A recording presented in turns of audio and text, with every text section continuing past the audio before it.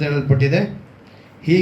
ಹೀಗಿರುವುದರಿಂದ ದೇವರ ತ್ರಾಣವುಳ್ಳ ಹಸ್ತದ ಕೆಳಗೆ ನಿಮ್ಮನ್ನು ತಗ್ಗಿಸಿಕೊಳ್ಳಿರಿ, ಆತನು ನಿಮ್ಮನ್ನು ಏನು ಮಾಡ್ತಾನೆ? ತಕ್ಕ ಕಾಲದಲ್ಲಿ ಪ್ರತಿಫಲವನ್ನು ಕೊಡುವನು.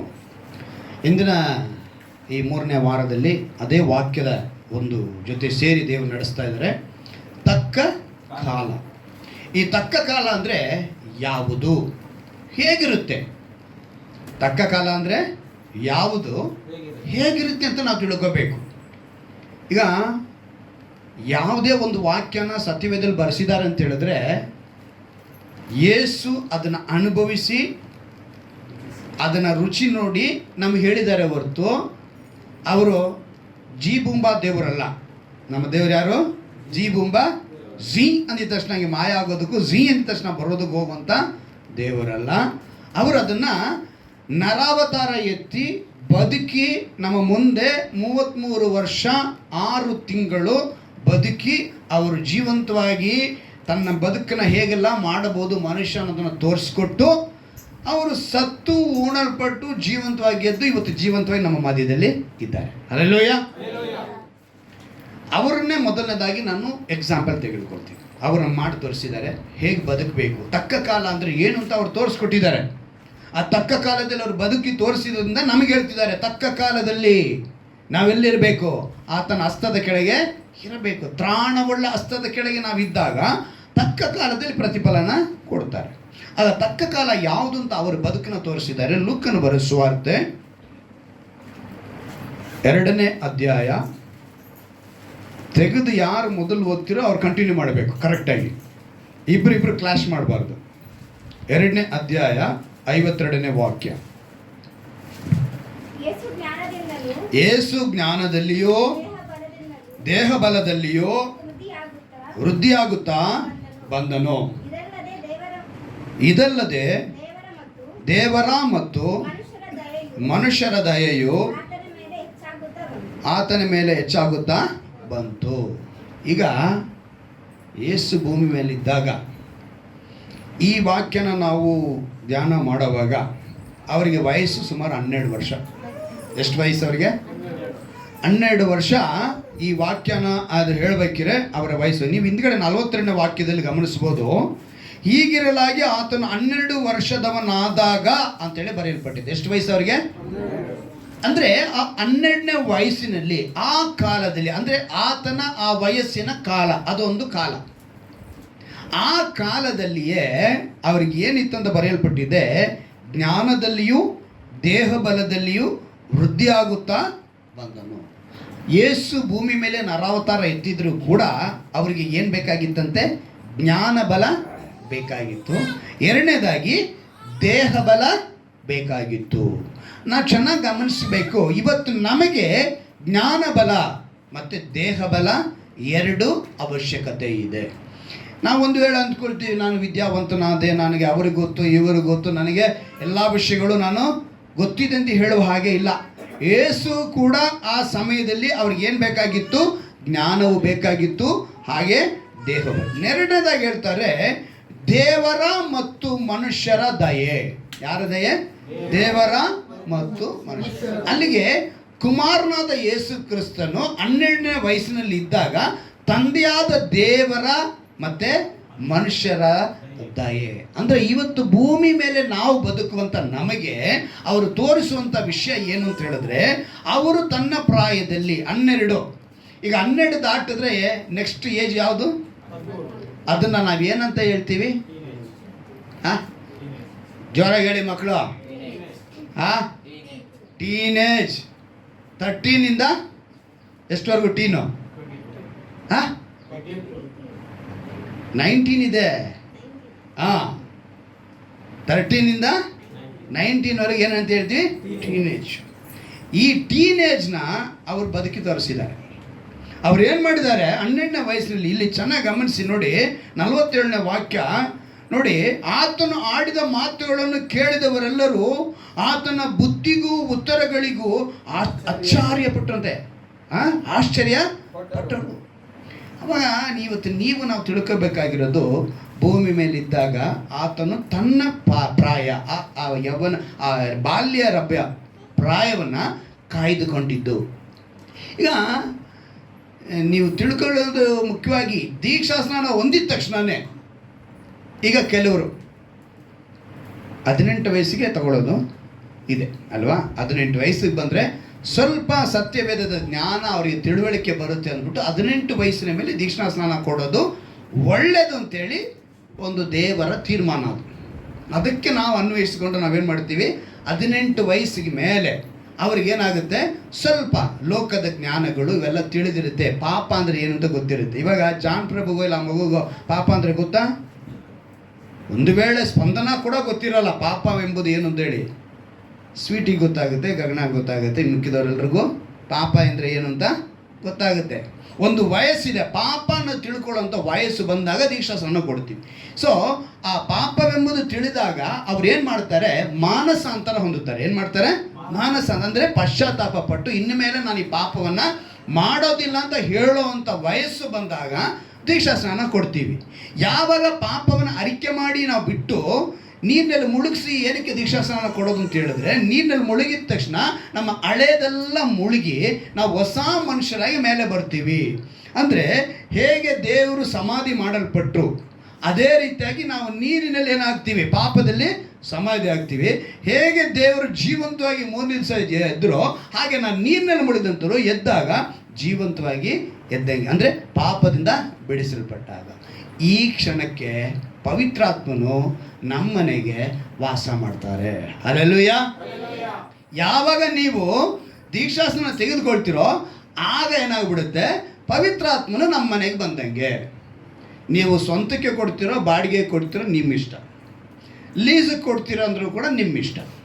ಹೆಂಗೆ ಕೊಡ್ತೀರಾ? ಲೀಸಿಗೆ ಕೊಡ್ತೀರಾ, ಬಾಡಿಗೆ ಕೊಡ್ತೀರಾ, ಇಲ್ಲ ಸ್ವಂತಕ್ಕೆ ಇಟ್ಕೊತೀರಾ ದೇವ್ರನ್ನ ಅಲ್ವಾ? ನಾವೇನು ಮಾಡಬೇಕು? ಸ್ವಂತಕ್ಕೆ ಇಟ್ಕೋಬೇಕು. ಈಗ ಸ್ವಂತಕ್ಕೆ ಬಂದದ್ದು ದೇವರಿಗೆ ಪ್ರತಿಯೊಂದು ಮನೆಯಲ್ಲೂ ಪೂಜೆ ಮನೆ, ದೇವ್ರ ಮನೆ ಅಂತ ಮಾಡ್ತಾರೆ ಅಲ್ವಾ. ಪ್ರತಿ ಮನೆಗಳು ಕಟ್ಟುವಾಗ ಅನ್ಯರು ದೇವ್ರ ಮಕ್ಕಳು ಮಾಡಲ್ಲ ಅದನ್ನು. ನಮಗೆ ಅದು ನಾವೇ ದೇವರ ಮನೆ ಆಗಬೇಕು, ಅದಕ್ಕೋಸ್ಕರನೇ ಅದು ನಾವು ಕಟ್ಟಲ್ಲ. ಅವ್ರು ಮಾಡಿರ್ತಾರೆ. ಅವ್ರು ಹೆಂಗೆ ಕಟ್ಟಿರ್ತಾರೆ? ಚಿಕ್ಕದಾಗಿ ಕಟ್ಟಿರ್ತಾರೆ. ಇವಾಗ ಕಾರ್ಪೆಂಟ್ರ್ಗಳಿಗೆ ಕೆಲಸ ಕೊಟ್ಟಿದ್ದಾರೆ. ಏನಂತ ಗೊತ್ತಾ? ಒಂದು ದೇವ್ರ ಮನೆ ಹತ್ರ ಒಂದು ಶೆಲ್ಫೇ ಮಾಡಿ ಕೊಟ್ಟು ಬಿಡ್ತಾರೆ. ಅದು ತೊಗೊಂಡಾಗ ಏನು ಮಾಡ್ತಾರೆ, ಸಾಲ ಹಾಕೊಂತಾರೆ. ಆದರೆ ಇವರಿರೋ ಮನೆ ಬಂದ್ಬಿಟ್ಟು 2 ಅಕ್ಷರ ಬಿಲ್ಡಿಂಗು 3 ಅಕ್ಷರ ಬಿಲ್ಡಿಂಗಲ್ಲಿ ಇರ್ತಾರೆ. ಎಲ್ಲ ದೊಡ್ಡ ದೊಡ್ಡದಾಗಿ ಇರುತ್ತೆ, ಹಾಲು ಮನೆ ಎಲ್ಲ. ಆದರೆ ದೇವ್ರ ಮನೆ ಅಂತ ಅವ್ರು ಮಾಡ್ಕೊಳ್ಳೋದು ಚಿಕ್ಕದು. ಹಾಗೆ ಕ್ರೈಸ್ತರು ಏನು ಮಾಡ್ತಾರೆ ಗೊತ್ತಾ? ದೀಕ್ಷಾಸನ ತೆಗೆದುಕೊಂಡು ದೇವರಿಗೆ ಕೊಟ್ಟಿರೋ ಸ್ಥಳ ಅಷ್ಟೇನೆ. ಎಲ್ಲಿ? ತಮ್ಮೊಳಗೆ ದೇವರು ಕೊಟ್ಟಿರೋ ಸ್ಥಳ ಎಷ್ಟು ಅಷ್ಟೇನೆ. ಆ ರೀತಿ ನೀವು ಸ್ಥಳ ಕೊಟ್ಟಿದ್ರೆ ಪವಿತ್ರಾತ್ಮನ ದುಃಖ ಪಡ್ತಾರೆ. ಅವ್ರ ಮನೆ ಬಿಟ್ಟು ಹೋಗಲ್ಲ, ನಿಮ್ಮ ಮನೆ ಬಿಟ್ಟು ಹೋಗಲ್ಲ, ಅದರಲ್ಲೇ ಇರ್ತಾರೆ. ಸಣ್ಣ ಸ್ಥಳದಲ್ಲೇ ಚಿಕ್ಕ ಸ್ಥಳದಲ್ಲೇ ವಾಸ ಮಾಡ್ತಿರ್ತಾರೆ, ಆದರೆ ಅವರು ದುಃಖ ಪಡ್ತಾರೆ. ನೀವು ಅದಕ್ಕೆ ಸ್ಥಳ ಕೊಡುವ ಆ ರೀತಿ ಅಲ್ಲ, ನೀವು ಪೂರ್ತಿಯಾಗಿ ಏನು ಮಾಡಬೇಕು, ಅವರಿಗೆ ಸ್ಥಳ ಕೊಡಬೇಕು. ಅದಕ್ಕೇ ಯೇಸು ಕ್ರಿಸ್ತನು ಭೂಮಿಯಲ್ಲಿದ್ದಾಗ ಆ ಜ್ಞಾನವೂ ಬೇಕಾಗಿತ್ತು. ತಂದೆಯಾದ ದೇವರ, ಅದಕ್ಕೆ ದೇವರ ದಯೆ ಮತ್ತು ಮನುಷ್ಯರ ದಯೆ ಎರಡೂ ಅವರಿಗಿತ್ತು. ಅವರು ದೇಹದಲ್ಲಿಯೂ ಮತ್ತು ಜ್ಞಾನದಲ್ಲಿಯೂ. ಅಲ್ಲಿಗೆ ಈ ದೇಹನ ದಂಡಿಸ್ಕೊಂಡಿಲ್ಲ, ದೇಹನ ಹೆಂಗೆ ಇಟ್ಕೊಂಡಿದ್ರಂತೆ, ಚೆನ್ನಾಗಿ ಸ್ಟ್ರಾಂಗಾಗೆ ಒಳ್ಳೆ ಎಕ್ಸಸೈಸ್ ಬಾಡಿನೇ ದೇವರಿಗೆ, ಒಳ್ಳೆ ವ್ಯಾಯಾಮ ಮಾಡಿದಂಥ ಶರೀರ ಅವರಿಗೆ. ಅವರು ಅಷ್ಟು ಇದಾಗಿ ಅವರು ಚೆನ್ನಾಗಿ ತನ್ನ ದೇಹವನ್ನು ಇಟ್ಕೊಂಡಿದ್ರು. ಹಾಗೆ ತನ್ನನ್ನು ದೇವರಿಗೆ, ತಂದೆಯಾದ ದೇವರಿಗೆ ಕುಮಾರನಾದ ಯೇಸು ಕ್ರಿಸ್ತನು ಭೂಮಿ ಮೇಲೆ ಬದುಕಿದಾಗಲೇ ತನ್ನನ್ನು ಸಮರ್ಪಿಸಿಕೊಂಡಿದ್ರು. ಹಾಗೆ ಆ ತಕ್ಕ ಕಾಲ ಅಪೊಸ್ತಲನಾದ ಪೌಲನು ತಿಮೋತಿಗೆ ಬರೆಯುವಾಗ ಅವನು ಯೌವನಸ್ಥ. ತಿಮೋತಿನಾರು ಯೌವನಸ್ಥ. ಅವನಿಗೆ ಹೇಳ್ತಾನೆ, ನೋಡು ನೀನು ಹೇಗಿರಬೇಕು ಅಂತೇಳಿ ಕೆಲವೊಂದು ವಿಷಯಗಳನ್ನ ಹೇಳ್ತಾನೆ. ಆ ವಿಷಯನ ಆ ವಾಕ್ಯವನ್ನು ಪ್ರತಿಯೊಂದು ಸೇವಕರು ಈ ಯೌವನಸ್ಥರ ಕೂಟಗಳಲ್ಲಿ ಯೌವನಸ್ಥರಿಗೆ ಅಧಿಕವಾಗಿ ಹೇಳ್ತಾರೆ. ತಿಮೋತಿಗೆ ಬರೆದ ಪತ್ರಿಕೆ, ಮೊದಲನೆಯ ಪತ್ರಿಕೆ, ತಿಮೋತಿಗೆ ಬರೆದ ಮೊದಲನೆಯ ಪತ್ರಿಕೆ 4ನೇ ಅಧ್ಯಾಯ, ಅದರಲ್ಲಿ 12ನೇ ವಾಕ್ಯವನ್ನು ನಾವು ಗಮನಿಸೋಣ. ಏನಂತೆ? ಯೌವನಸ್ಥನೆಂದು ನಿನ್ನನ್ನು ಅಸಡ್ಡೆ ಮಾಡುವುದಕ್ಕೆ ಯಾರಿಗೂ ಅವಕಾಶ ಕೊಡದೆ. ಇದು ಈಗ ತಕ್ಕ ಕಾಲ ಅನ್ನೋದೇನದು, ಇದು 2ನೇ ಕಾಲ. ನೀನು ಅವಕಾಶ ಕೊಟ್ಟಿದೆ ಅಂತ ಹೇಳಿದ್ರೆ ನೀನು ಆ ಕಾಲಕ್ಕೆ ಬಂದಿಲ್ಲ ಅಂತ ಅರ್ಥ. ಯಾವ ಕಾಲಕ್ಕೆ? ನಿನ್ನನ್ನು ಅವ್ರು ಏನು ಮಾಡ್ತಿದ್ದಾರೆ, ಅಸಡ್ಡೆ ಮಾಡೋ ರೀತಿ ನೀನು ಇಟ್ಕೊಂಡಿದ್ರೆ ನೀನೇನಾಗಿಲ್ಲ, ಆ ಕಾಲಕ್ಕೆ ಬಂದಿಲ್ಲ. ಅಲ್ಲಿಗೆ ಅಸಡ್ಡೆ ಮಾಡೋದಕ್ಕೆ ಅವಕಾಶ ಕೊಡದೆ ನಂಬುವವರಿಗೆ, ಯಾರಿಗೆ? ನಂಬುವವರಿಗೆ, ನಂಬುವವರಿಗೆ. ಮೊದಲನೇದಾಗಿ ಒಬ್ಬರನ್ನ ನಂಬುವವರು ಹೆತ್ತವರಾಗಿರ್ತಾರೆ ಅಲ್ವಾ? ಮಕ್ಕಳಿಗೆ ಅಂದರೆ ಹೆತ್ತವರು. ಈಗ ನಮ್ಮನ್ನೆಲ್ಲ ನಂಬುವವರು ಯಾರು ಗೊತ್ತಾ? ತಂದೆ ಆದ ದೇವರು. ಅಲ್ಲೆಲ್ಲೂಯ್ಯ. ನಮ್ಮ ಮೇಲೆ ನಂಬಿಕೆ ಇಟ್ಟಿದ್ದಾರೆ. ನನ್ನ ಮಕ್ಕಳು, ನನ್ನ ಮಗಳು, ನನ್ನ ಮಗನು ಅಂತೇಳಿ ನಂಬಿಕೆ ಇಟ್ಟಿರೋರು ಯಾರು? ತಂದೆ ಆದ ದೇವರು ಅಲ್ವಾ? ಈಗ ನೆಕ್ಸ್ಟ್ ಓದಿ. ನಂಬುವವರಿಗೆ ಹಾಂ, ನಡೆ, ಮೊದಲನೇದೇನು? ನಡೆ. ಎರಡನೇದು ನುಡಿ. ಪ್ರೀತಿ, ಮೂರನೇದು ಪ್ರೀತಿ. ನಂಬಿಕೆ, ನಾಲ್ಕನೇದು ನಂಬಿಕೆ. ಶುದ್ಧತ್ವ, ಐದನೇದು ಇವುಗಳ ಇಷ್ಟನ್ನು ಬಹಳವಾಗಿ ಏನು ಹೇಳ್ತಾರೆ ಪೌಲನು ತಿಮೋತಿಗೆ ಹೇಳ್ತಾರೆ, ಇವುಗಳ ವಿಷಯದಲ್ಲಿ ನೀನೇನಾಗಿರ್ಬೇಕಂತೆ? ಮಾದರಿ. ನಮ್ಮ ಭಾಷೆ ಗೊತ್ತಾಗೋ ರೀತಿಯಲ್ಲಿ ಹೇಳಿದ್ರೆ ಸ್ಯಾಂಪಲ್ ಥರ ಇರಬೇಕು. ಒಂದು ಹೇಳ್ತೀವಿ ಸ್ಯಾಂಪಲ್ ಕೊಡಿ ಅಥವಾ ಡೆಮೋ ಕೊಡಿ ಅಥವಾ ಒಂದು ಮಾದರಿ. ಈ ಮಾದರಿ ಅಂದ್ರೇನು? ನಾವೇನಾಗಿರಬೇಕು? ನಡೆ, ನುಡಿ, ಪ್ರೀತಿ, ನಂಬಿಕೆ, ಶುದ್ಧತ್ವ. ಈ ಐದರಲ್ಲೂ ನಾವೇನಾಗಿರಬೇಕು? ಮಾದರಿ ಆಗಿರಬೇಕು, ಮಾಡೆಲ್ ಆಗಿರಬೇಕು. ಈಗ ಮಾಡಲಿಲ್ಲ ಅಂತ ಹೇಳಿದ್ರೆ ನಾವೇನಾಗ್ತೀವಿ? ತಕ್ಕ ಕಾಲ. ಈಗ ನಮಗೆಲ್ಲ ಗೊತ್ತಿರೋ ಹಾಗೆ ನಿಮ್ಗೆ ಗೊತ್ತಾಗತ್ರ ಹೇಳ್ತೀನಿ, ಮಾವಿನ ಮರ ಸೀಸನ್ ಅಂತ ಹೇಳ್ತೀವಿ ಅಲ್ವಾ? ಮಾವಿನ ಹಣ್ಣು ಯಾವಾಗೊಂದು ಎಲ್ಲ ಕಾಲದಲ್ಲಿ ಇರುತ್ತಾ? ಚೇಪೆಕಾಯಿ, ಹಲಸಿನ ಹಣ್ಣು, ಇವೆಲ್ಲವೂ ಕೂಡ ಒಂದು ಸೀಸನ್ ಅಂದರೆ ಕಾಲಕ್ಕೆ ಏನು ಮಾಡ್ತೇವೆ? ಅವು ಫಲ ಕೊಡ್ತವೆ. ಆ ಫಲ ಕೊಡೋದನ್ನ ನಾವು ಚೆನ್ನಾಗಿ ಅರ್ಥ ಮಾಡ್ಕೊಳ್ಬೇಕು. ಇವತ್ತು ನೀನು ಕೂಡ ಒಬ್ಬ ಮನುಷ್ಯ ಅಂತ ಹೇಳ್ತೀನಿ. ಏನಾಗಿರಬೇಕು? ಮನುಷ್ಯ. ಮನುಷ್ಯ ಹೇಗಿರಬೇಕು ಅಂತ ಹೇಳಿದ್ರೆ ಅವನು ಆ ತಕ್ಕ ಕಾಲ, ಪ್ರಾಯ, ಯೌವನಸ್ಥನಾಗಿದ್ದಾಗ, ಮೊದಲನೇದು ಬಾಲಕನಾಗಿದ್ದಾಗ. ಇಲ್ಲಿ ಬರೋದನ್ನು ನೋಡಿದ್ವಲ್ಲ ನಾವು, ಏಸು ಬಾಲಕನಾಗಿದ್ದಾಗಲೇ ಆ ವಾಕ್ಯ ತೆಗೆದುಕೊಂಡು 2ನೇ ಅಧ್ಯಾಯ ಇನ್ನೊಂದ್ಸಲ ನನಗೆ ನೆನಪಿಗೆ ತರ್ತೀನಿ. ಲೋಕನ ಬರೋ ಸುವಾರ್ತೆ 2ನೇ ಅಧ್ಯಾಯ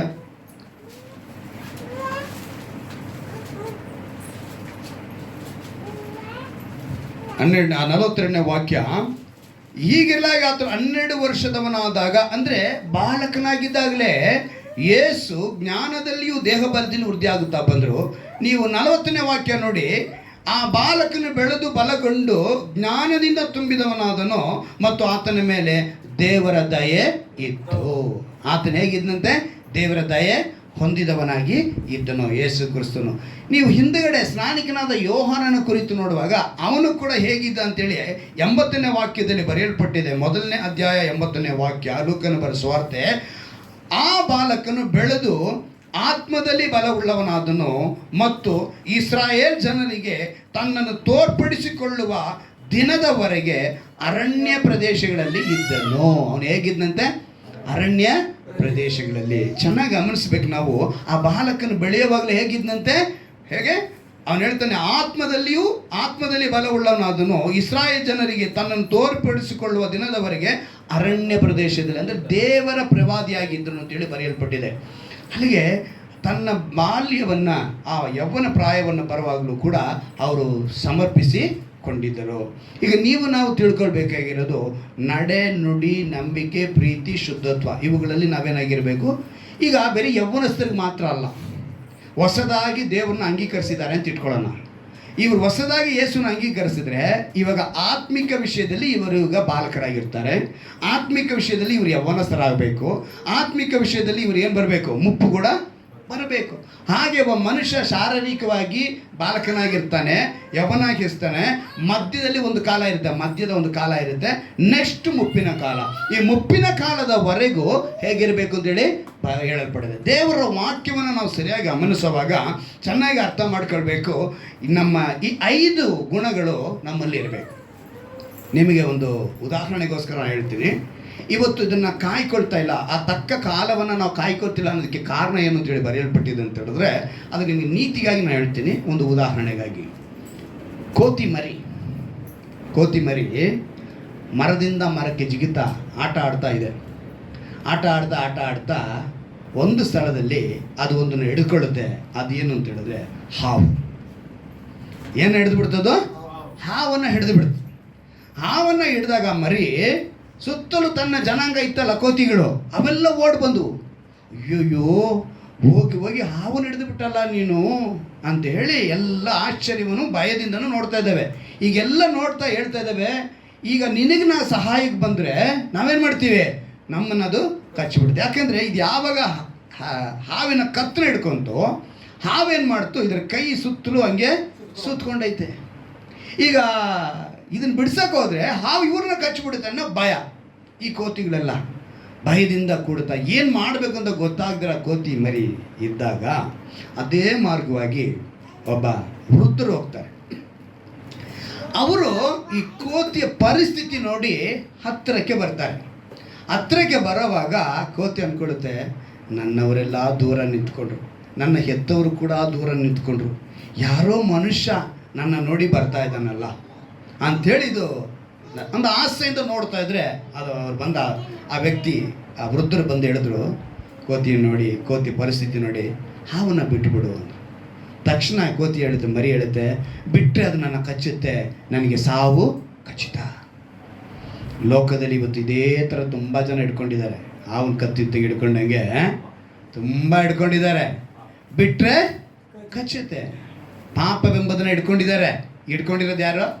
ಇವರೇ. ಕೋತಿ ಹಿಡ್ಕೊಂಡಂಗೆ ಸುಮ್ಮನೆ ಇಲ್ಲಾರ್ದೆ ದೇವ್ರು ಹೇಳಿದ್ದಾರೆ ಅದು ಪಾಪ ಅಂತ ಹೇಳ್ತಾ ಇದ್ದಾರೆ. ಆದ ಅಮ್ಮವ ಕೇಳಲಿಲ್ಲ, ಅದೇ ಬೇಕು ಅಂದರು. ಕಚ್ಚುತ್ತೆ ಅಂತ ಗೊತ್ತಿದ್ರು ಕೂಡ ಏನು ಮಾಡಿದ್ರು ಅವರು? ದೇವ್ರು ಹೇಳಿದ್ರು ಬೇಡಪ್ಪ ಅಂತ ಹೇಳಿದ್ರು ಕೂಡ ಇವ್ರೇನು ಮಾಡಿದ್ರು? ಅದನ್ನೇ ಹೋಗಿ ಹಿಡಿದ್ರು. ಇದೇ ರೀತಿ ಕೋತಿ ಹಿಡ್ಕೊಂಡಿತ್ತು. ಇದನ್ನು ಹಿಡ್ಕೊಂಡಿದ್ರೆ ವೃದ್ಧ ಹೇಳ್ದ, ನೋಡು ಹಾವನ್ನ ಬಿಟ್ಟುಬಿಡು, ಇಲ್ಲ ಬಿಟ್ಟರೆ ಕಚ್ಚುತ್ತೆ, ನನಗೆ ಸಾವು ಖಚಿತ, ಇಲ್ಲ ಬಿಟ್ಟುಬಿಡು ಅಂತೇಳಿ ಎರಡನೇ ಸಲ ಹೇಳಿದಾಗ ಧೈರ್ಯವಾಗಿ ಅದು ಬಿಡ್ತು. ಬಿಟ್ಟಾಗ ನೋಡ್ತಾ ಇದೆ, ನಿಜವಾಗಲೂ ಹಾವನ್ನು ಹಿಡ್ದಿದ ಆ ಹಿಡಿತಕ್ಕೆ ಅದು ಸತ್ತೋಗಿದೆ. ಏನಾಗಿದೆ? ಹಾವು ಸತ್ತೋಗಿದೆ. ತಕ್ಷಣ ಇವ್ರು ಯೋಚನೆ ಮಾಡಿದ್ರು, ಅಡರೆ ನಾನೇನು ಮಾಡಿಬಿಟ್ಟು ಇದನ್ನಾಗಿ ಹಿಡ್ದಿದ್ನಲ್ಲ. ಇವತ್ತು ಮನುಷ್ಯ ಇದೇ ರೀತಿಯಾಗಿ ತುಂಬ ವಿಷಯಗಳನ್ನ ಇಟ್ಕೊಂಡಿದ್ದಾನೆ.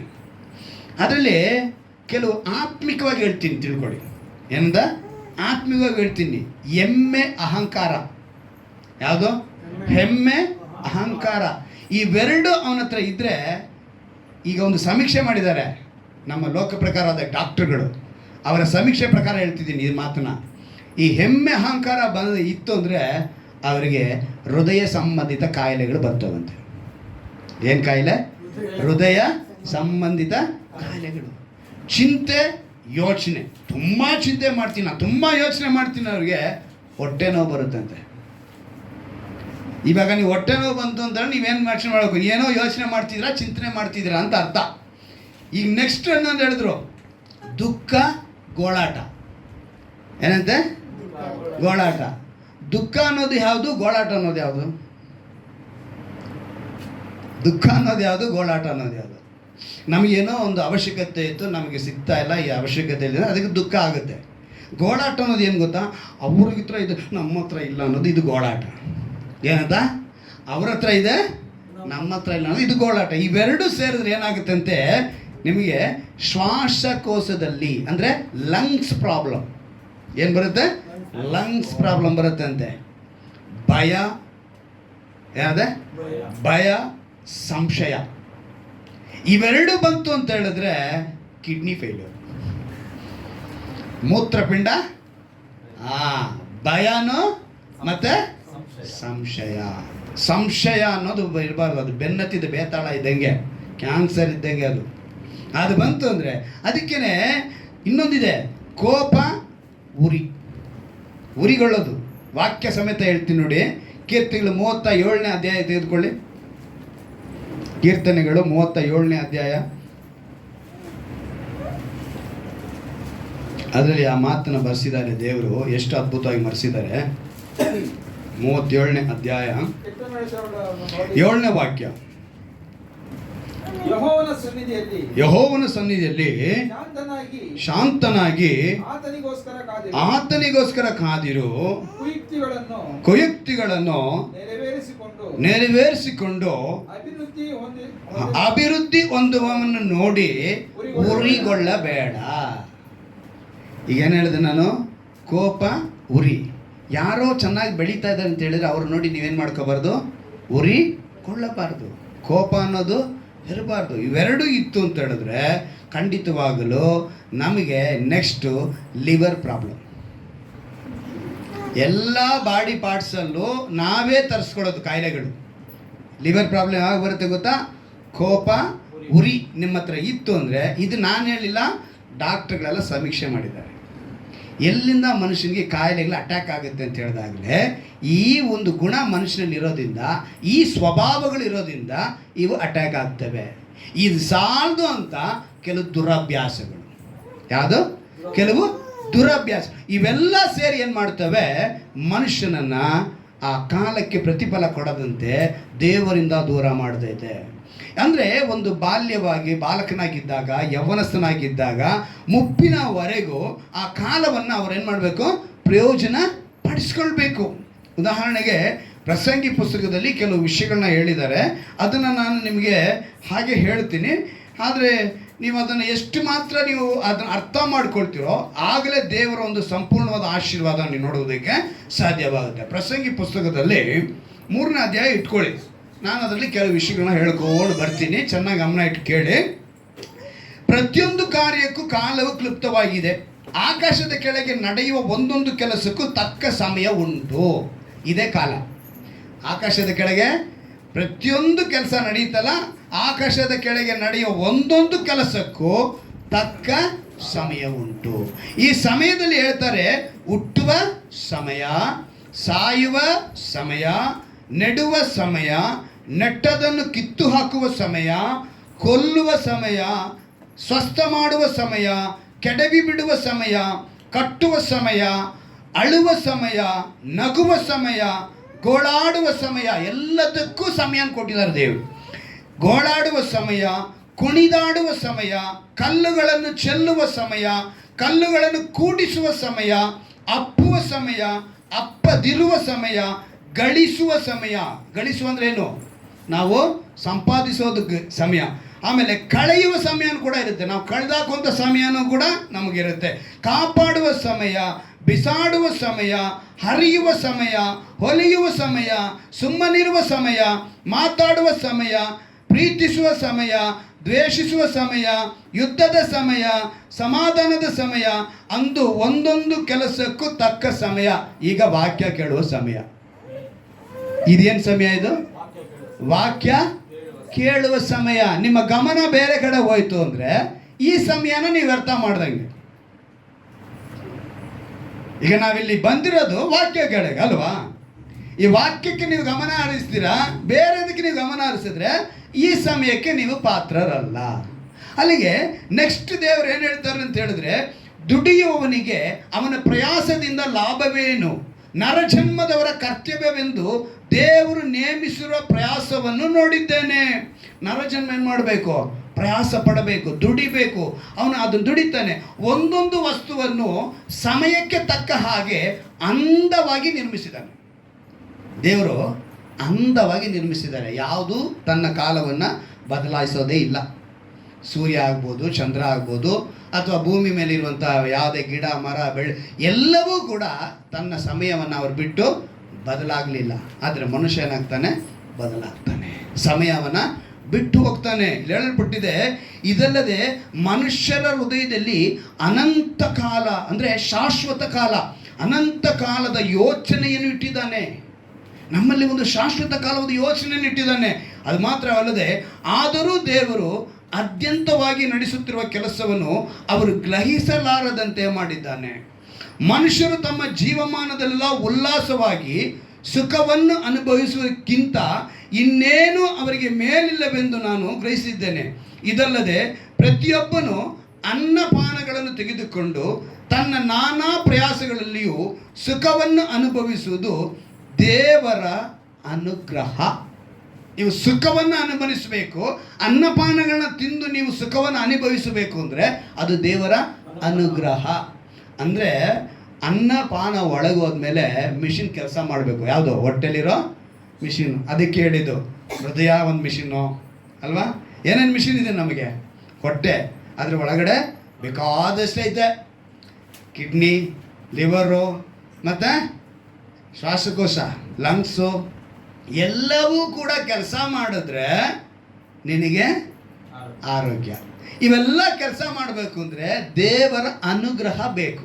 ಈ ದೇವರ ಅನುಗ್ರಹ ಬೇಕು ಅಂದರೆ ನಿನ್ನ ತಕ್ಕ ಕಾಲಕ್ಕೆ ನಿನ್ನ ಪ್ರಾಯವನ್ನು ಒಪ್ಪಿಸಿಕೊಡಬೇಕು, ಬಾಲ್ಯವನ್ನು ಒಪ್ಪಿಸಿಕೊಡಬೇಕು, ಯೌವನವನ್ನು ಒಪ್ಪಿಸಿಕೊಡಬೇಕು, ಮಧ್ಯವದಲ್ಲಿರುವಂಥ ವಯಸ್ಸನ್ನು ಒಪ್ಪಿಸಿಕೊಡಬೇಕು, ಮುಪ್ಪಿನ ಕಾಲವನ್ನು ಕೂಡ ಒಪ್ಪಿಸಿಕೊಡಬೇಕು. ಇವತ್ತು ನಡೆ ನುಡಿ ಪ್ರೀತಿ ನಂಬಿಕೆ ಶುದ್ಧತ್ವ, ಈಗ ನೋಡಿ ನಾನೊಂದು ಗಮನಿಸಿರೋದು ಹೇಳ್ತೀನಿ.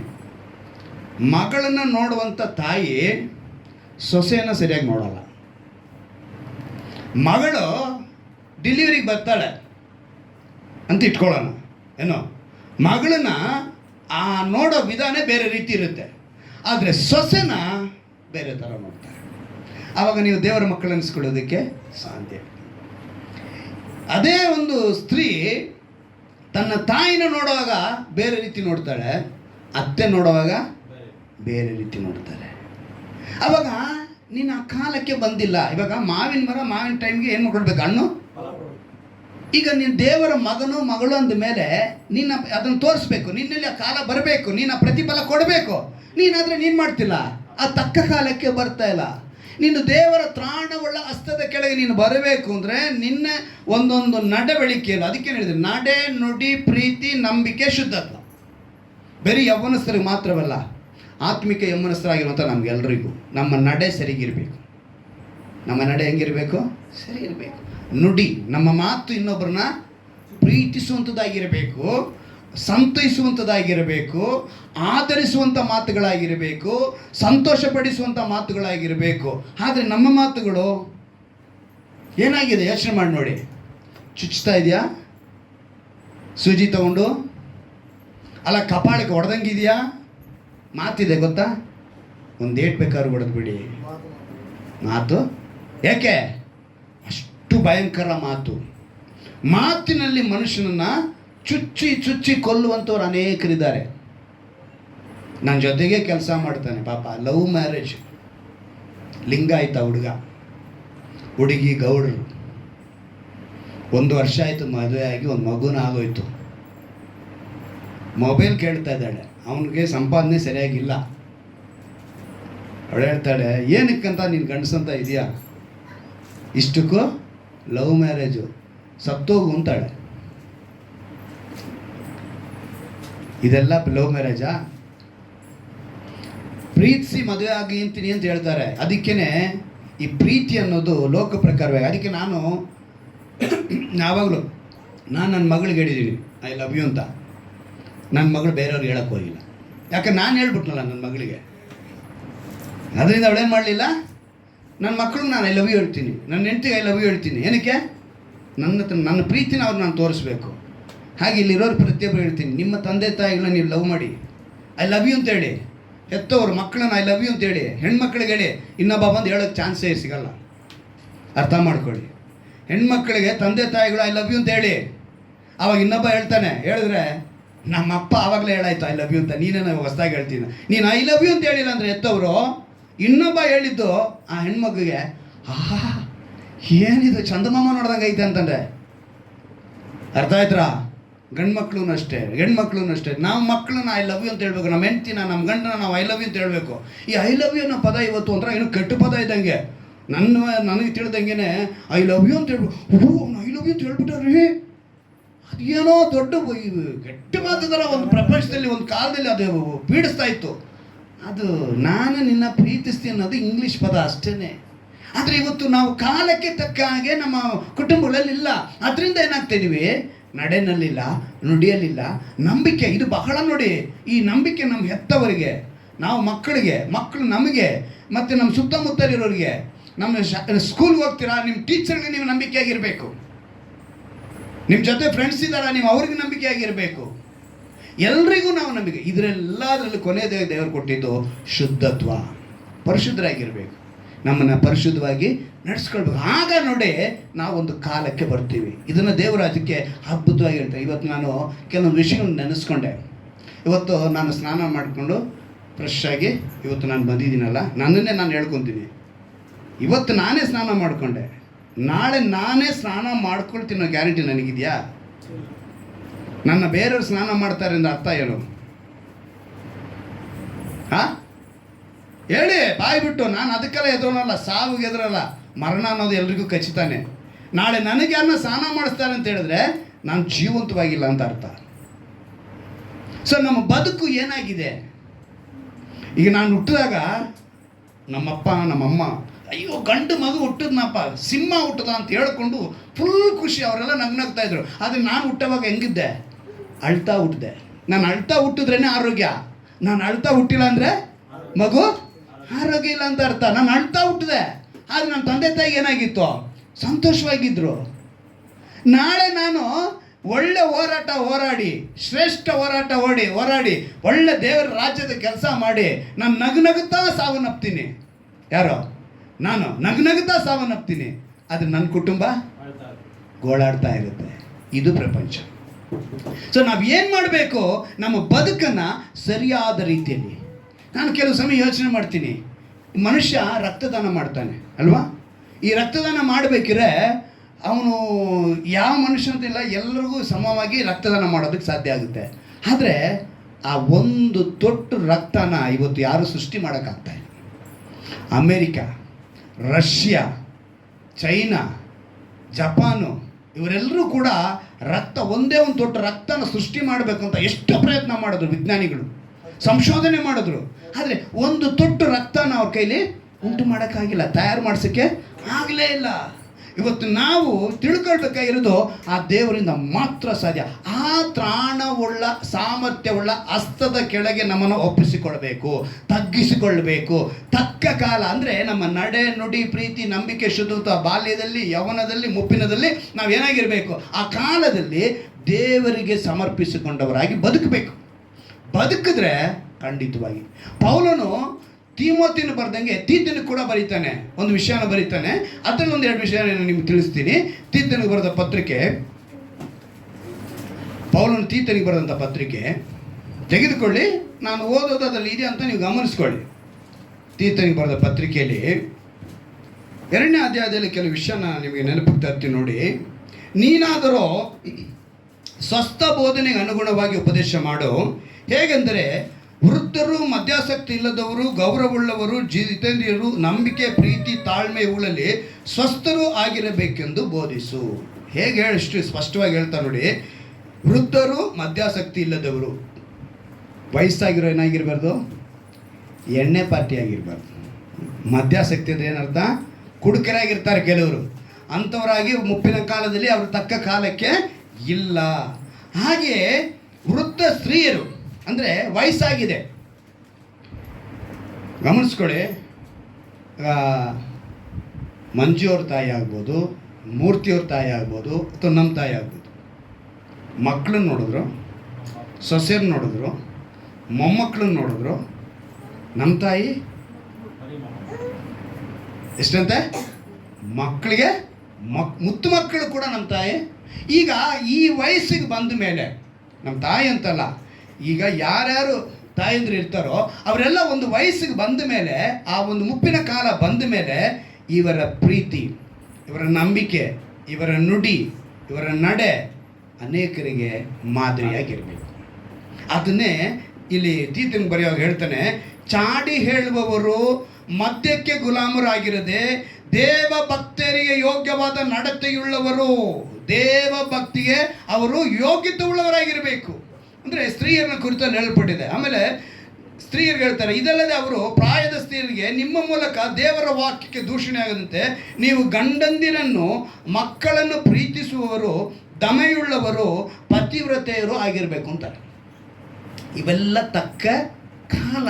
ಈ ಕಾಲದಲ್ಲಿ ನಾವು ಬದುಕಬೇಕು ಅಂತಾರೆ. 6ನೇ ವಾಕ್ಯ ನೋಡಿ, ಎಲ್ಲ ವಿಷಯಗಳಲ್ಲಿ ಜಿತೇಂದ್ರಿಯರಾಗಿರಬೇಕೆಂದು ನೀನು ಯೌವನಸ್ಥರನ್ನೂ ಎಚ್ಚರಿಸು, ಸತ್ಕಾರ್ಯ ಮಾಡುವುದರಲ್ಲಿ ನೀನೇ ಮಾದರಿಯಾಗಿರು, ನೀನು ಮಾಡುವ ಉಪದೇಶದಲ್ಲಿ ಯಥಾರ್ಥವು, ಗೌರವ, ಆಕ್ಷೇಪಣೆಗೆ ಆಸ್ಪದವಿಲ್ಲದಂತೆ ಸ್ವಸ್ಥ ಬುದ್ಧಿ ಇರಬೇಕು.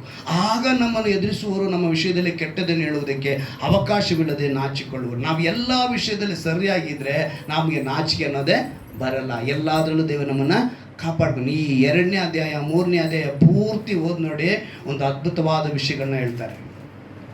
ನಾನು ಕಳೆದ ದಿವಸದಲ್ಲಿ ಒಂದು ವಿಷಯನ ಇದರಲ್ಲಿ ನ್ಯೂಸ್ ತಿಳ್ಕೊಂಡೆ. ಅದರಲ್ಲಿ ತಿಳ್ಕೊಂಡಾಗ ಅಂದರೆ ಮನುಷ್ಯರಿಗೆ, ಅಂದರೆ ಈ ಪ್ರತಿ ಮನುಷ್ಯನಿಗೆ, ಸ್ತ್ರೀ ಆಗ್ಬೋದು ಪುರುಷನಾಗ್ಬೋದು, 3 ಹಂತ ನಾನು ಹೇಳಿದ್ದು: ಬಾಲ್ಯ, ಯೌವನ ಮತ್ತು ಮುಪ್ಪು. ಇದು ಬಹಳ ಮುಖ್ಯ. ಮಧ್ಯದಲ್ಲಿ ಒಂದಿದೆ ನಮ್ಮ ಬದುಕು ಅದು ಕೂಡ ನಮಗೆ ಮುಖ್ಯ. 4 ಕಾಲ ಬರುತ್ತೆ, ಅದರಲ್ಲಿ ಈ 3 ಬಹಳ ಮುಖ್ಯ. ಯಾವುದು? ಬಾಲ್ಯ, ಯೌವನ, ಮುಪ್ಪು. ಈ ಎಲ್ಲವೂ ಕೂಡ ದೇವರಿಗೆ ಪ್ರಿಯವಾಗಿರಬೇಕು. 2024ನೇ ವರ್ಷದಲ್ಲಿ ಆಗಸ್ಟ್ ಸಮಯದಲ್ಲಿ ಒಂದು ವಿಷಯ ನಡೆಯುತ್ತೆ. ಈಜಿಪ್ಟ್ ಏರ್ ಒಂದು ಫ್ಲೈಟ್. ಅದು ಆ ಫ್ಲೈಟಲ್ಲಿ ಒಬ್ಬ ಸಹೋದರಿ ಪ್ರಯಾಣ ಬೆಳೆಸ್ತಾರೆ. ಆಕೆ ತುಂಬ ಗರ್ಭಿಣಿ. ಆಕೆ ಏನಾಗಿದ್ದಾರೆ? ತುಂಬ ಗರ್ಭಿಣಿ. ಅವರು ಊರಿಗೆ ಹೋದ್ಮೇಲೆ ನಾವು ಡೆಲಿವರಿ ಮಾಡಿಸ್ಕೊಳ್ಳೋಣ ಅಂತ ಧೈರ್ಯದಲ್ಲಿ ಹೊರಟೋರು. ಪ್ಲೈನ್ ಹತ್ತುವಾಗ ಅವ್ರಿಗೇನು ಪ್ರಾಬ್ಲಮ್ ಇರಲಿಲ್ಲ. ಪ್ಲೈನ್ ಹತ್ತಿದ್ದಾಯಿತು, ಇನ್ನು ಫ್ಲೈಟ್ ಸ್ಟಾರ್ಟು ಆಗೋಯ್ತು. ಪ್ಲೈನ್ ಟೇಕ್ ಆಫ್ ಆಗೋವಾಗ ನೋವು ಬಂದ್ಬಿಡ್ತು, ಹೆರಿಗೆ ನೋವು ಬಂದ್ಬಿಡ್ತು. ಆ ಹೆರಿಗೆ ನೋವು ಬಂದಿದ ತಕ್ಷಣ ಆಕೆ ಏರ್ ಹೋಸ್ಟರ್ನ ಅಂದರೆ ಗಗನಸಖ್ಯನ ಕರೆದು ಹೇಳ್ತಾರೆ, ನನಗೆ ನೋವು ಸ್ಟಾರ್ಟ್ ಆಗಿದೆ ಅಂತ.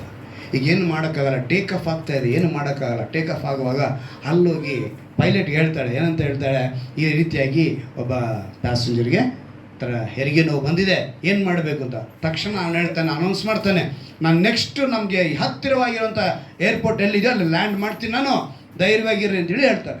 ಪ್ಲೇನ್ ಟೇಕ್ ಆಫ್ ಆಗಿ ಆದ ತಕ್ಷಣ ಮತ್ತೆ ಟಕ್ಕಂದಂಗೆ ಇಳಿಯೋಕ್ಕಾಗಲ್ಲ, ಅದಕ್ಕೆ ಸ್ವಲ್ಪ ದೂರ ಹೋಗ್ಬೇಕಾದ್ರೆ ಪ್ರಯಾಣ ಮೇಲೆ ಹೋಯ್ತು. ಮೇಲೆ ಹೋಗ್ತಿದ್ದಾಗ ಈಗ ಜಾಸ್ತಿ ಪೈನ್ ಆಗೋಯ್ತು. ಪೈನ್ ಆಗಿದ ತಕ್ಷಣ ಆ ಪೈಲಟ್ ಹತ್ರ ಮತ್ತೆ ಹೋಗಿ ಗಗನಸಕ್ಕೆ ಹೇಳ್ತಾಳೆ, ಈ ಥರ ಅವ್ರಿಗೆ ಜಾಸ್ತಿ ಆಯಿತು. ಆವಾಗ ಅವನು ಅನೌನ್ಸ್ ಮಾಡ್ತಾನೆ, ಯಾರಾದರೂ ನಮ್ಮ ಈ ಫ್ಲೈಟಲ್ಲಿರೋ ಡಾಕ್ಟರ್ಸ್ ಇದ್ದರೆ ಸ್ವಲ್ಪ ಹೆಲ್ಪ್ ಮಾಡಿ ಅಂತ. ಆಗ ಒಬ್ಬರು ಡಾಕ್ಟ್ರು ಎದ್ದು ಬಂದು ಮತ್ತು ಕೆಲವರೆಲ್ಲ ಸಹಾಯ ಮಾಡಿ ಒಂದು ಬಟ್ಟೆನ ಪರದೆ ಥರ ಕಟ್ಟಿ ಅಲ್ಲೇ ಫ್ಲೈನಲ್ಲೇ ಆ ಮಗು ಹುಟ್ಟುಬಿಡುತ್ತೆ. ಅವ್ರಿಗೆ ಮಗು ಹುಟ್ಟುಬಿಡುತ್ತೆ. ಆಮೇಲೆ ಲ್ಯಾಂಡ್ ಮಾಡ್ತಾರೆ, ಒಳ್ಳೆ ಹಾಸ್ಪಿಟ್ಲ್ ಕರ್ಕೊಂಡು ಹೋಗ್ತಾರೆ. ಆದರೆ ಆ ಮಗು ಹುಟ್ಟಿದ್ದಕ್ಕೆ ಈಜಿಪ್ಟ್ ಏರ್ವೇಸ್ ಒಂದು ಮಾತನ್ನ ಅನೌನ್ಸ್ ಮಾಡ್ತು. ಏನಂತ ಹೇಳಿದ್ರೆ, ಈ ಮಗು ನಮ್ಮ ಫ್ಲೈಟಲ್ಲಿ ಹುಟ್ಟಿರೋದ್ರಿಂದ ಲೈಫ್ ಟೈಮ್ ಇದಕ್ಕೆ ಟಿಕೆಟ್ ಫ್ರೀ. ಏನಂತ? ಲೈಫ್ ಟೈಮ್ ಈ ಮಗುಗೆ, ನಾನು ಸುಳ್ಳು ಹೇಳ್ತಿಲ್ಲ, ಅದಕ್ಕೆ ಫೋಟೋ ಸಮೇತ ತಂದಿದ್ದೀನಿ, ನೋಡ್ಕೊಳ್ಳಿ. ಅದು ಗಗನಸಖ್ಯಲ್ಲಿ ಕೈಯಲ್ಲಿರುವಂಥ ಮಗು, ಅವ್ರ ತಾಯಿ ಫೋಟೋ ಅಲ್ಲ ಅದು. ಇದರಲ್ಲಿ ಆಗಿದೆ ನೋಡಿ, ಆ ಗಗನಸಖಿ ಆ ಮಗುನ ಇಟ್ಕೊಂಡಿದ್ದಾರೆ. ಇದು 2024 ಆಗಸ್ಟ್ ತಿಂಗಳಲ್ಲಿ ನಡೆದಂಥ ಒಂದು ಘಟನೆ. ಆಮೇಲೆ 2020 ಕೂಡ ನಡೆದಿತ್ತು.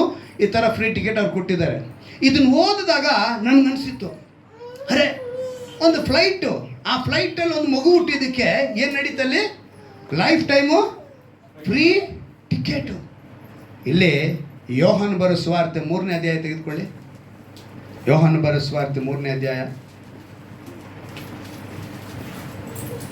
ಇಲ್ಲೊಂದು ಮಾತಿದೆ, ನನಗೆ ಆ ವಾಕ್ಯ ನೆನಪಿಗೆ ಬಂತು. ಯೋಹಾನ ಬರೋ ಸುವಾರ್ತೆ 3ನೇ ಅಧ್ಯಾಯ ಓದ್ತೀನಿ ಕೇಳಿ. 3ನೇ ವಾಕ್ಯ, ನಾನು ನಿನಗೆ ನಿಜವಾಗಿ ಹೇಳುತ್ತೇನೆ, ಒಬ್ಬನು ಹೊಸದಾಗಿ ಹುಟ್ಟದಿದ್ದರೆ ಅವನು ದೇವರ ರಾಜ್ಯವನ್ನು ಕಾಣಲಾರನು. ನೆಕ್ಸ್ಟ್ ಹೇಳ್ತಾರೆ, ನಿಕೋದೇಮನು ಆತನನ್ನು, ಮನುಷ್ಯನು ಮುದುಕನಾದ ಮೇಲೆ ಹುಟ್ಟುವುದು ಹೇಗೆ? ಅದೇ ಹೇಳಿದ್ನಲ್ಲ, ಮುಪ್ಪಿನ ಕಾಲದವರೆಗೂ ನೀನು ಏನಿರಬೇಕು? ಸಮರ್ಪಿಸಿಕೊಂಡವನಾಗಿರಬೇಕು. ಅವ್ರು ಹೇಳ್ತಾನೆ, ಮುದುಕನಾದ ಮೇಲೆ ನಾನು ಹುಟ್ಟುವುದು ಹೇಗೆ? ಅವನು ತನ್ನ ತಾಯಿಯ ಗರ್ಭದಲ್ಲಿ ತಿರುಗಿ ಸೇರಿ ಹುಟ್ಟುವುದು ಆದೀತೆ ಎಂದು ಕೇಳಿದನು. ಅದಕ್ಕೆ ಯೇಸು, ನಾನು ನಿನಗೆ ನಿಜವಾಗಿ ಹೇಳುತ್ತೇನೆ, ಒಬ್ಬನು ನೀರಿನಿಂದಲೂ ಆತ್ಮನಿಂದಲೂ ಹುಟ್ಟದಿದ್ದರೆ ದೇವರ ರಾಜ್ಯಕ್ಕೆ ಸೇರಲಾರನು. ನೀರು ವಾಕ್ಯಕ್ಕೆ ಸಾದೃಶ್ಯವಾಗಿದೆ. ಅಂದರೆ ವಾಕ್ಯದಿಂದ ಒಬ್ಬನೇನಾಗಬೇಕು? ಹುಟ್ಟಬೇಕು. ಯಾರು ವಾಕ್ಯದಿಂದ ಹುಡ್ತಾರೋ, ಅಂದರೆ ಬಾಲ್ಯವನ್ನು, ಯೌವನವನ್ನು ಮತ್ತು ಮುಪ್ಪನ್ನು, ಆ ಯೌವನ ಪ್ರಾಯವನ್ನು ಕಾದುಕೊಳ್ತಾರೋ ಅವರಿಗೆ ದೇವರು ಹೇಳುವಂಥ ಮಾತು, ನೀನು ದೇವರ ರಾಜ್ಯವನ್ನು ನೋಡುವುದಕ್ಕೆ ಸಾಧ್ಯ. ಏನಂತ ಹೇಳಿ ಮಾತನ್ನು ಕೊಟ್ಟಿದ್ದಾರೆ ನೋಡಿ. ಒಂದು ಸಲ ಅವನು ಹೊಸದಾಗಿ ಹುಟ್ಟುಬಿಟ್ರೆ ಅವನಿಗೇನಿದೆ? ನಿತ್ಯ ಜೀವ. ಹಲ್ಲೆಲೂಯಾ. ಒಂದು ಫ್ಲೈಟಲ್ಲಿ ಒಂದು ಮಗು ಹುಟ್ಟಿದ್ರೆ ಅವ್ರು ಲೈಫ್ ಟೈಮ್ ಟಿಕೆಟ್ ಕೊಟ್ಟರು. ಆದರೆ ನೀನು ಇಲ್ಲಿ ಹೊಸದಾಗಿ ದೇವರಲ್ಲಿ ಹುಟ್ಟಿದ್ರೆ ದೇವರು ನೀನು ಕೊಡುವಂಥದ್ದು ಎವರ್ ಲಾಸ್ಟಿಂಗ್ ಲೈಫ್. ಹಲ್ಲೆಲೂಯಾ.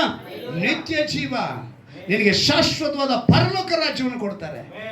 ನೀನು ಆ ತಕ್ಕ ಕಾಲಕ್ಕೆ ಬರಬೇಕು. ಇವಾಗ ನಿಮಗೆಲ್ಲ ಗೊತ್ತಾಗಿರಬೇಕು ತಕ್ಕ ಕಾಲ ಯಾವುದು, ಆ ಅನುಭವ ಹೇಗಿರುತ್ತೆ ಅಂತ ಹೇಳಿದ್ರೆ, ನಿಮ್ಮನ್ನು ಒಪ್ಪಿಸಿಕೊಡೋದೆ. ಪ್ರತಿಯೊಬ್ಬರು ಯೇಸು ಜ್ಞಾನದಲ್ಲಿಯೂ ದೇಹಬಲದಲ್ಲಿಯೂ ದೇವರ ದಯೆ ಮತ್ತು ಮನುಷ್ಯರ ದಯೆ ಕಾರಣ ಏನಕ್ಕೆ ಅವ್ರು ಬದುಕಿ ತೋರಿಸಿದ್ದು ಅಂತ ಹೇಳಿದ್ರೆ, ಆ ಕಾಲವನ್ನು ನಾವು ಪ್ರಯೋಜನ ಪಡಿಸ್ಕೊಳ್ಬೇಕು. ಅನೇಕ ವಿಷಯಗಳು ನಮ್ಮನ್ನು ಕಾಪಾಡಿಕೊಳ್ಳೋದಕ್ಕೆ ಸತ್ಯವಿದಲ್ಲಿ ಅಡಗಿಸಿಟ್ಟಿದ್ದಾರೆ. ತಿಮೋತಿನ ಮೂಲಕ ನಡೆ, ನುಡಿ, ನಂಬಿಕೆ, ಪ್ರೀತಿ, ಶುದ್ಧತ್ವನ ತೋರಿಸಿದ್ರು. ಇದರಲ್ಲಿ ನಾವು ಸರಿಯಾಗಿದ್ದರೆ ಕಾಲಕ್ಕೆ ತಕ್ಕಂತೆ ನಮ್ಮನ್ನು ಏನು ಮಾಡ್ತಾರೆ? ಬಾಲ್ಯವನ್ನು ಆಶ್ರಯಿಸ್ತಾರೆ, ಯೌವನವನ್ನು ಆಶ್ರಯಿಸ್ತಾರೆ. ಆದರೆ ಇವತ್ತು ಯೌವನವನ್ನು, ಬಾಲ್ಯವನ್ನು ಶತ್ರು ಎಳೆದಾಡೋದಕ್ಕೆ ನೋಡ್ತಾನೆ, ಅವನು ಕಬಳಿಸೋಕೆ ನೋಡ್ತಾನೆ, ನಿಮ್ಮನ್ನು ದಾರಿ ತಪ್ಪಿಸೋಕೆ ನೋಡ್ತಾನೆ, ಹೆತ್ತವರಿಂದ ದೂರ ಮಾಡಿಸ್ತಾನೆ, ಅನೇಕ ದೇವರ ವಿಷಯಗಳಿಂದ ದೂರ ಮಾಡಿಸೋಕ್ಕೆ ಅವನು ಪ್ರಯತ್ನ ಮಾಡ್ತಾನೆ. ಆದರೆ ನೀವು ಈ ಪ್ರಾಯವನ್ನು ಕಾತ್ಕೊಳ್ಬೇಕು. ಹಾಗೆ ಕ್ರೈಸ್ತರಾಗಿ ಬಂದ ಮೇಲೆ ಆ ಕ್ರೈಸ್ತರ ಅನುಭವ, ಮೊದಲನೇದಾಗಿ ಬಾಲಕರಾಗಿದ್ರಿ, ಆವಾಗ ನೀವು ಏನು ತಿಳ್ಕೋಬೇಕು, ಆಮೇಲೆ ಯೌವನಸ್ಥರಾಗ್ತೀರಾ, ಆ ಯೌವನ ಪ್ರಾಯದಲ್ಲಿ ಇರುವಂಥ ಹೇಗೆ ತಿಳ್ಕೋಬೇಕು, ಹಾಗೆ ನಾವು ಒಂದು ಸ್ವಲ್ಪ ಬೆಳೆದಿದ ತಕ್ಷಣ ದೇವರ ವಿಷಯದಲ್ಲಿ ಬೆಳೆದಿರಬೇಕು. ಹಾಗೆ ಮುಪ್ಪಿನವರೆಗೆ ನಾವೇನಾಗಿರಬೇಕು, ಅನೇಕರಿಗೆ ಸಾಕ್ಷಿಗಳಾಗಿರಬೇಕು. ಈ ಅನುಭವ ಕೊಡಿ ಅಂತೇಳಿ ನಾವೆಲ್ಲ ಮೊಣಕಾಲಕ್ಕೆ ನಾವು ಪ್ರಾರ್ಥನೆ ಮಾಡೋಣ. ದೇವರೊಂದು ಒಳ್ಳೆಯ ವಿಷಯವನ್ನು ನಮಗೆ ತಿಳಿಸ್ಕೊಟ್ಟಿದ್ದಾರೆ. ಯೇಸು ದೇಹದಲ್ಲಿಯೂ ಜ್ಞಾನದಲ್ಲಿಯೂ ವೃದ್ಧಿಯಾಗುತ್ತಾ ಬಂದರು. ದೇವರ ದಯೆ, ಮನುಷ್ಯರ ದಯೆ ಅವರ ಮೇಲೆ ವೃದ್ಧಿಯಾಗುತ್ತಾ ಬಂತು. ಸ್ನಾನಿಕನಾದ ಯೋಹನು ಕೂಡ ತಾನು ಬಾಲಕನಾಗಿದ್ದಾಗ ಅನೇಕರಿಗೆ ಸಾಕ್ಷಿಗಳಾಗಿ ಬರಬೇಕು ಅಂತೇಳಿ ಅರಣ್ಯದಲ್ಲಿ ವಾಸ ಮಾಡಿದಂತೆ ನಾವು ನೋಡ್ತೇವೆ. ಅವನೊಬ್ಬ ಪ್ರವಾದಿಯಾಗಿರಬೇಕು ಅಂತೇಳಿ ಅನೇಕರಿಗೆ ಅನೇಕ ವಿಷಯಗಳು ಹೇಳುವಂಥವನಾಗಿದ್ದನು. ಇವತ್ತು ನಾವು ತಿಳಿದುಕೊಳ್ಳಬೇಕು. ಪೌಲನು ತಿಮೋಥಿಯನಿಗೆ ಬರೆದಾಗ ಏನು ಹೇಳಿದನು, ನಡೆ, ನುಡಿ, ಪ್ರೀತಿ, ನಂಬಿಕೆ, ಶುದ್ಧತ್ವ, 5ರಲ್ಲೂ ಕೂಡ ನಾವು ದೇವರಿಗೆ ಸಾಕ್ಷಿಗಳಾಗಿರಬೇಕು, ಮಾದರಿಯಾಗಿರಬೇಕು.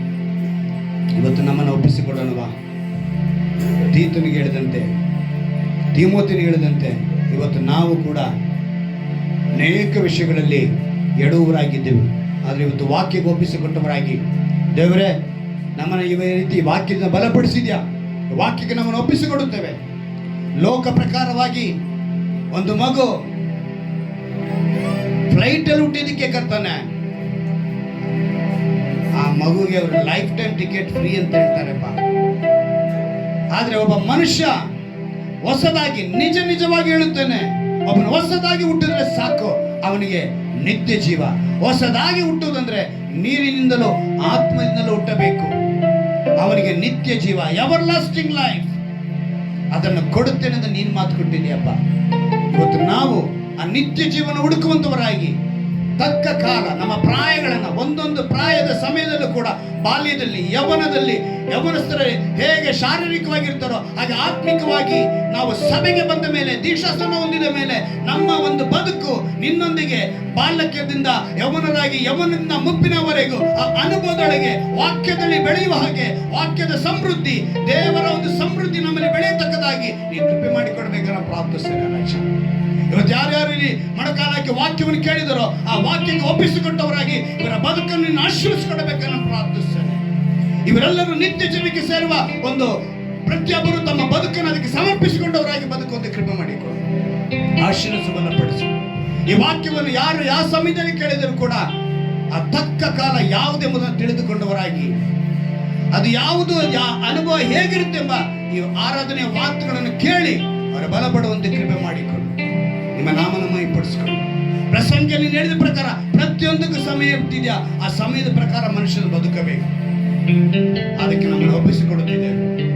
ನಾವು ಹೊಸದಾಗಿ ಹುಟ್ಟುವಂತೆ ಕೃಪೆ ಮಾಡಿಕೊಂಡು ನಮಗೆ ನಿತ್ಯ ಜೀವ ಸೇರುವಂತೆ, ನಾವು ಆರಾಧಿಸುವ ದೇವರು ಹೊಸದಾಗಿ ಹುಟ್ಟಿದಾಗ ಲೈಫ್ ಟೈಮ್ ಗಾಡ್ಸ್ ಕಿಂಗ್ಡಮ್, ದೇವರ ರಾಜ್ಯ ಅಂದ್ರೆ ನಮ್ಮ ನಿತ್ಯ ಜೀವ, ಎವರ್ ಲಾಸ್ಟಿಂಗ್ ಲೈಫ್ ಕೊಡುತ್ತಾರೆಂಬ ನೆನಪಿನೊಂದಿಗೆ ನಮ್ಮನ್ನು ಸಮರ್ಪಿಸಿಕೊಂಡವರಾಗಿ, ಒಪ್ಪಿಸಿಕೊಟ್ಟವರಾಗಿ ಬದುಕುವಂತೆ ಕೃಪೆ ಮಾಡಿಕೊಡಬೇಕೆಂದು ನಮ್ಮ ರಕ್ಷಕನ ವಿಮೋಚಕನಾಗಿರುವ ಯೇಸು ಕ್ರಿಸ್ತನ ನಾಮದಲ್ಲಿ ಪ್ರಾರ್ಥಿಸಿ ಬೇಡುವಂತ ಜೀವನ ತಂದೆಯೇ, ಆಮೆನ್. ಕುಳಿತುಕೊಳ್ಳೋಣ.